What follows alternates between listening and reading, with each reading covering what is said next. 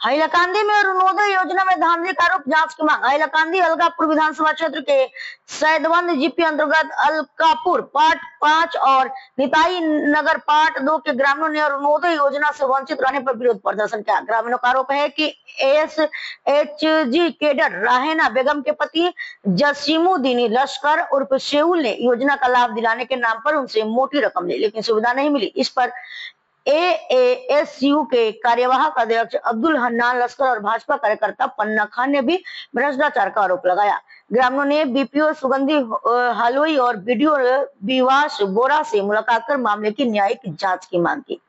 Block হোক জিপিতে হোক বা হাইলাকান্দি জেলার সমস্ত জনসাধারণকে আমি অনুরোধ করছি সবাই যাতে কোনো কাজে যে কোনো ধরনের কাজে যাতে ঘুষ না দেন, এটা আমি সবাইকে অনুরোধ করছি। আর কেউ যদি কাকে যদি ঘুষের জন্য যদি কোনো প্রেসারাইজ করে তাহলে অন্তত আমার জন্য বা যে বিভাগের হায়ার অথরিটি আছে তার সঙ্গে যোগাযোগ করার জন্য অনুরোধ করছি। এবং যারা দুর্নীতি করবে অন্তত তাদের ঠিকানা লালগড়ে যেতে হবে, এটা কিন্তু পরিষ্কার কথা আজকে জানিয়ে দিচ্ছি। আমাদের অঞ্চলে অন্তত দুর্নীতি মুক্ত করার জন্য আমরা অভিযান চালিয়ে যাব।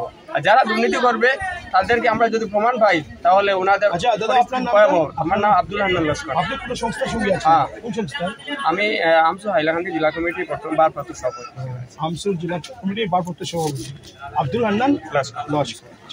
দাদা আপনার নামটা? আমার নামটা আব্দুল হান্নান লস্কর পান্না খান। আচ্ছা, আপনি কোন সংস্থাতে আছেন? আমি ভারতীয় জনতা পার্টির একজন কর্মকর্তা হিসাবে আছি। আচ্ছা, ঠিক আছে।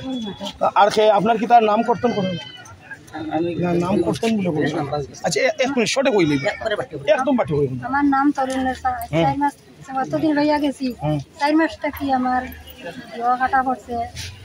এখন পয়সা উলে দেখা যায় আগে ভাইটা আর এখন কাটা পড়ছে। এখন যোগ্য ব্যক্তি তাই না যোগ্য ব্যক্তি। আচ্ছা, এখানে আছে এদেরকে শনাক্ত করার জন্য আজকে ব্লকের বিপিএম এবং ব্লক বিডিও স্যারকে ওনারা এসে জিজ্ঞাসা করেছেন এবং বিডিও স্যার আশ্বস্ত করেছেন যে অতি শীঘ্রই উনি ডিডিসি স্যারের সঙ্গে যোগাযোগ করে ওনাদের মধ্যে যারা যোগ্য হিতাধিকারী আছেন ওনাদের নাম অন্তর্ভুক্ত করার জন্য চেষ্টা চালিয়ে যাবে।